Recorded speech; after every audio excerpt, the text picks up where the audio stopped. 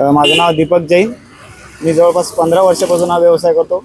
म्हणजे जेव्हा रोडवर कोणी व्यवसाय करत नव्हतं तेव्हा तेव्हापासून आमची दुकान आहे. आणि आता दिवसेंदिवस लोकांचं मागणी वाढत चाललेली आहे. आणि त्या अनुषंगाने म्हणजे एक दिवाळीच्या सणासारखा शिवजन्मोत्सव साजरा होत आहे. आणि त्या अनुषंगाने आम्ही गिरायकाची जशी मागणी आहे त्यांच्या वेगवेगळ्या आवडीनिवडीनुसार वस्तू आणलेल्या आहेत. आणि झेंड्यातमध्ये थोडी किमतीच्या वाढ पण होत आहे.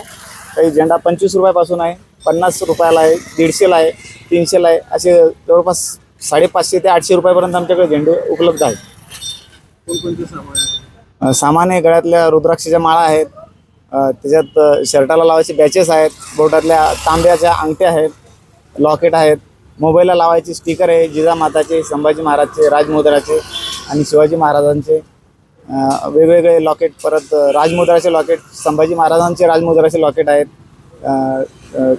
शिवाजी महाराजांचे लॉकेट, जिजामाताचे वेगवेगळ्या व्हरायटीचे पितळच्या प्लेटमधले कोरलेले इचिंग आर्ट कला त्याला म्हणतात, ते सुद्धा लॉकेट आमच्याकडे उपलब्ध आहे. जे तुम्हाला इतर कुठेही मिळणार नाही.